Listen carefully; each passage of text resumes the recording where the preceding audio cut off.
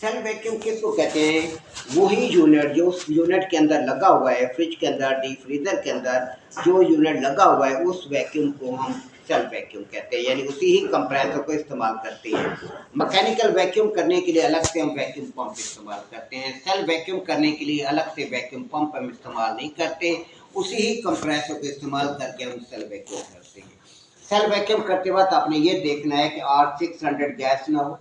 आप self vacuum कर रहे हैं, गैस आप चार्ज करें R600, लेकिन जब आप सेल्फ वैक्यूम करें उस टाइम R134 आप इस्तेमाल करेंगे, R600 इस्तेमाल नहीं करेंगे। R600 फ्लेमेबल गैस है, आग पकड़ती है।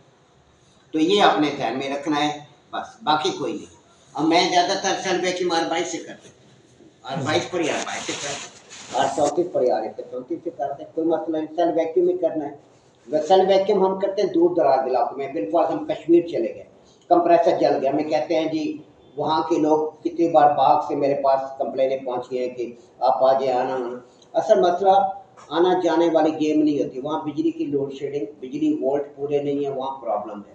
बिजली ना हो, वोल्टेज डिम हो, तो सारा दिन गया। फिर सामान लेके जाना बड़ा मसला है। मैं सिमानी सेक्टर में काम कर रहा था, सिमानी के अंदर क्या आ रहा था, मैं ऑक्सीजन प्लांट लेकर आया, वेल्डिंग प्लांट, वो मिसाइल लेके आ रहा है, ये इंडियन एजेंट वहाँ पे तंजीमें आ गई मुझे पकड़ने के लिए, जी ये क्या ऑक्सीजन वेल्डिंग प्लांट पड़ा है, उनको ये भी पता नहीं वेल्डिंग प्लांट है या मिसाइल है। तो इश्यूज होते हैं, उन इश्यू की वजह से उन इलाकों में हम ये सामान लेकर नहीं जाते, क्योंकि लोगों को पता नहीं है वेल्डिंग प्लांट है या मिसाइल है। तो ऐसे मसाइल का हमें सामना करना पड़ जाता है हम लोगों को। तो वहाँ पर जब हम साइडों पे काम करने जाते हैं, तो वहाँ पर क्या, साइडों पे काम करने जाते हैं तो हम लोग कंप्रेसर नहीं लेके जाते, वैक्यूम पंप नहीं ले जाते। हमें पता है यूनिट में कंप्रेसर डालना है, कंप्रेसर डालना है तो हम सेल्फ वैक्यूम कर देते हैं। यहाँ लोकल भी काम करना हो तो हम क्या करते हैं, सेल्फ वैक्यूम करते हैं, वैक्यूम पंप का बोझ नहीं उठाते। 9-10 किलो ये वजन उठाए, गैस सिलेंडर ये बड़े वाला नहीं लेके जाते हम लोग, ये बड़े सिलेंडर नहीं उठाते। केजी के सिलेंडर मिलते हैं, हमने वो रखे होते हैं, उसके अंदर गैस भराई, वो बैग के अंदर डाल, लंबे काम नहीं होते। अगर कभी यहाँ पे काम करना है, अपने साइड पे जाना है, अब वेल्डिंग प्लांट, आप छोटी टार्च लेके जाए, अब बड़ी टार्च वाले दौर, सिलेंडर वाले दौर खत्म हो गए। बायोटीन का केन मिलता है, छोटी टार्च आपकी 4-4.5 हज़ार की मिल जाती है।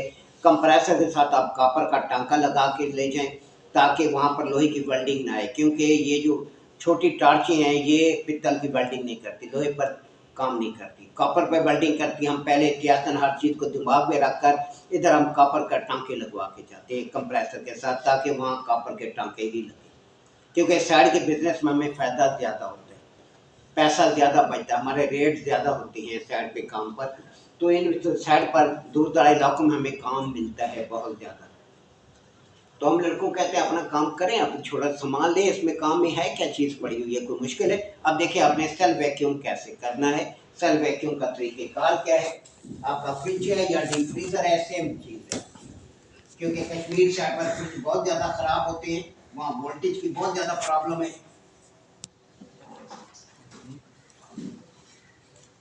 अब एक कंप्रेसर के साथ एक चार्जिंग लाइन लगी, चार्जिंग लाइन और सेक्शन लाइन दोनों आमने सामने बराबर होंगी, ठीक है। उसके बाद आपकी डिस्चार्ज लाइन इनसे अलग हो। ये डिस्चार्ज लाइन हमेशा, कोई भी यूनिट है, एसी है, फ्रिज है, चिलर है, आपकी डिस्चार्ज लाइन हमेशा कंडेंसर में जाएगी। डिस्चार्ज लाइन का ताल्लुक हमेशा कंडेंसर के साथ है। कार, एसी, कोई भी यूनिट है, डिस्चार्ज लाइन का ताल्लुक हमेशा कंडेंसर में है। कंडेंसर क्या काम करता है, अभी मैंने समझा है कि कंडेंसर का काम होता है रेफ्रिजरेंट को कंडेंस करना। यहाँ पर रेफ्रिजरेंट अपनी हरारत को खारिज करके बुखारात से माया हालत में तब्दील हो जाती है, यहाँ रेफ्रिजरेंट लिक्विड हालत में तब्दील होती है।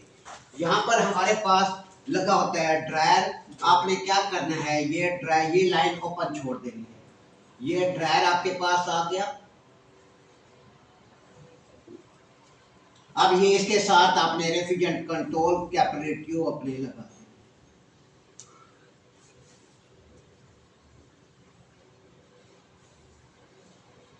ये कैपिलरी ट्यूब आपकी इवेपोरेट हो गई। वेपरेटर का ताल्लुक है, यानी वेपरेटर कौन सा है, जहाँ वेपरेशन का अमल हो रहा है, अमले तबखीर हो रहा है, यहाँ से गैस सेक्शन लाइन के जरिए वापस आई, यानी आपका फ्रीजर।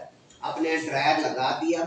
जब आप ड्रायर लगाते हैं, ड्रायर जब नया लेते हैं, इसके दोनों सिरों पर कैप लगे होते हैं, प्लास्टिक के कैप होते हैं, ताकि मॉइस्चर अंदर ना जाए, नमी अंदर ना जाए, कचरा अंदर ना जाए।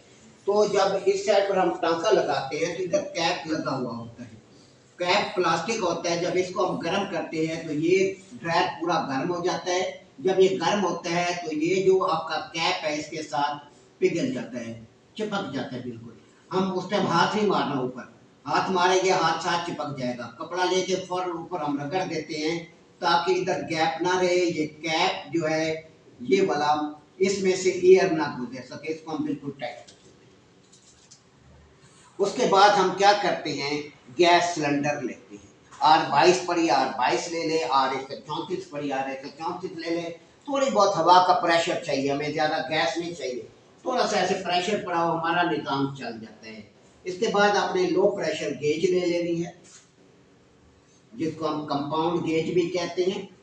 कल मैंने सारा ये चीज़ें समझाई थी।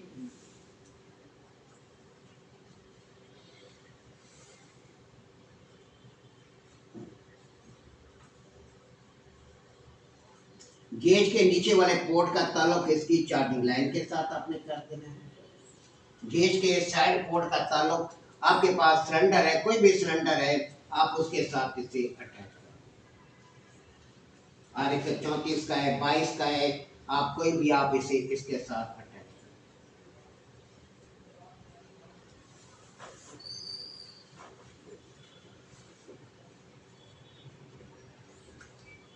एक लीड लेंगे, लीड के जरिए आपने इसको इसके साथ मिला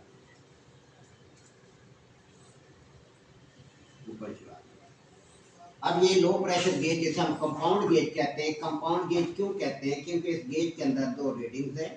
एक वैक्यूम रीडिंग है जो माइनस में है, 0 से नीचे 30 तक है, और दूसरी रीडिंग जो है वो प्रेशर रीडिंग है। 0 से नीचे वैक्यूम रीडिंग है और ऊपर जो है ये प्रेशर रीडिंग है। आजकल नई गेजें, पुरानी गेजें 250 PSI तक चलती थी, आजकल नई गेजें 500 PSI तक चल रही हैं। तो हम 500 PSI हालात के मुताबिक हम चलेंगे, पुराने दौर से हम निकलेंगे, क्योंकि अब फील्ड के अंदर हर चीज़ तब्दील हो गई है। बुक्स कुछ और कह रही है, फील्ड कुछ और कह रही है, बुक्स पुरानी है, टेक्नोलॉजी टोटल चेंज होती जा रही है। तो नए हालात के मुताबिक आपको मैं तैयार करूँगा। अब आपने क्या करना है, अब आपने कंप्रेसर को चला देना। कंप्रेसर को जब चलाएंगे तो ये क्या करेगा, इस साइड से सेक्शन लेगा, ये सेक्शन लेगा, इधर से हवा को खींचेगा, इधर से हवा नहीं जाएगी क्योंकि ये बंद है। हवा को खींच के कंप्रेसर गैस को कंप्रेस करेगा, गैस का दबाव बढ़ेगा, गैस का दबाव बढ़ेगा तो यहाँ से गैस आपकी बाहर लिक्विड लाइन से बाहर खारिज होना शुरू हो जाएगी। ठीक हो गया, समझ आ गई यहाँ तक। जब आपके इस लो साइड हिस्से में वेपरेटर में रेफ्रिजरेंट कंट्रोल ड्रायर में आपका वैक्यूम मुकम्मल हो जाएगा तो हमारी गेज की सुई वैक्यूम पॉइंट को ज़ाहिर करेगी 29.92 इंचेस ऑफ मरकरी। जब किसी जगह पर खला पैदा हो जाता है, वैक्यूम हो जाता है, तो हमारे पास वैक्यूम पॉइंट क्या है, 29.92 इंचेस ऑफ मरकरी। ये वो पॉइंट है जहाँ पर खला पैदा हो जाता है, हवा का नामो निशान नहीं रहता। ये उस टाइम आएगा जब, ये पॉइंट उस टाइम आएगा जब खला पैदा होगा। अगर एयर है तो ये पॉइंट नहीं है, वैक्यूम नहीं है वहां पर, ये पॉइंट नहीं आएगा। 29.92 इंचेस ऑफ मरकरी ये मुकम्मल पॉइंट है जिस पर मुकम्मल खला पैदा हो जाता है। जब आपके सिस्टम में मुकम्मल वैक्यूम हो गया लो साइड हिस्से के अंदर, अब आपने हाई साइड हिस्से में वैक्यूम करना। हाई साइड हिस्सा क्या है, कंडेंसर साइड, क्योंकि हवा इधर से कंप्रेसर खींच के इधर फेंक रहे तो हवा का प्रेशर इस साइड पर मौजूद है। हम क्या करेंगे, आपके पास R22 है, R22 से इस्तेमाल करें, R134 है, R134 इस्तेमाल करें, कोई भी गैस इस्तेमाल करें। सिलेंडर के वाल्व को खोलेंगे और साथ गेज के वाल्व को थोड़ा सा खोलेंगे। ज़्यादा प्रेशर 5 या 10 PSI पे रखेंगे, इससे ज़्यादा नहीं रखना।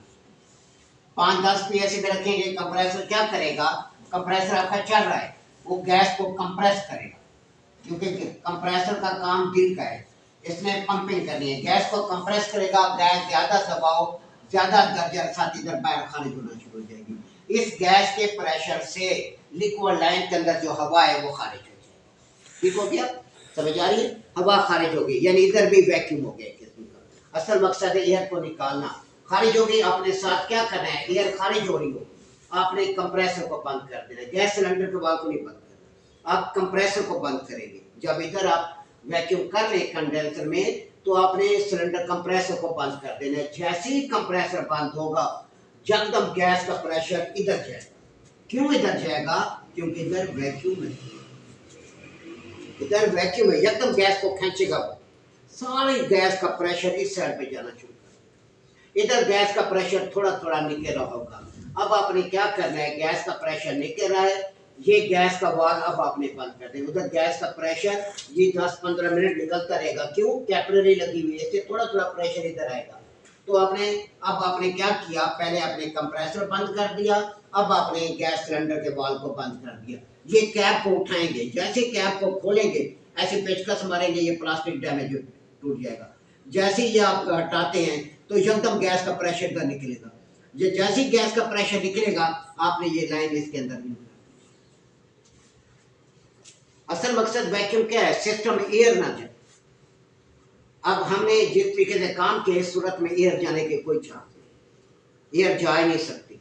अब आपने क्या करना है, थोड़ी देर वेट करना है। क्यों वेट करना है?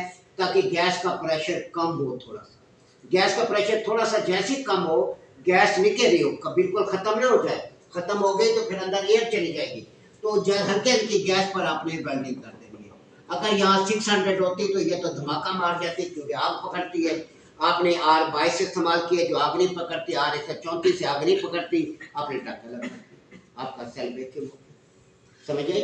इसे दिमाग में आप शहजादे आप रखें अपने पास मोबाइल, रिकॉर्डिंग करें लेक्चर को, बार बार कल भी समझाया था, लेक्चर को रिकॉर्ड करें, क्योंकि इतनी ज़्यादा चीज़ें दिमाग में नहीं बैठती। हमारा दिमाग वैसे मुंतशिर है, तो आप ये चीज़ें जहन में रखेंगे तो बात नहीं। ये देखें, इसको रिपीट करें। सर जी, अगर किसी सूरत में ये वाली गैस ना हो, 600 हो, फिर मुश्किल नहीं है। सेल्फ वैक्यूम के लिए वो ज़रूरी नहीं, वो उसका गैस जरूरी है जो आग ना पकड़ती हो, क्योंकि आपने गैस की मौजूदगी में टांका लगाना है। ठीक हो। गैस अगर निकल गई तो एयर अंदर आ जाएगी, फिर तो आपका वैक्यूम का मकसद ही खत्म हो गया। एयर के साथ मॉइस्चर, नमी भी आएगी, आपके यूनिट को डैमेज कर देगी। तो इस वजह से हम क्या करते हैं, हम लोग इसके अंदर ऐसी गैस से सेल वैक्यूम करते हैं जो आग ना साइड पकड़े। इफेक्ट्स ना हो।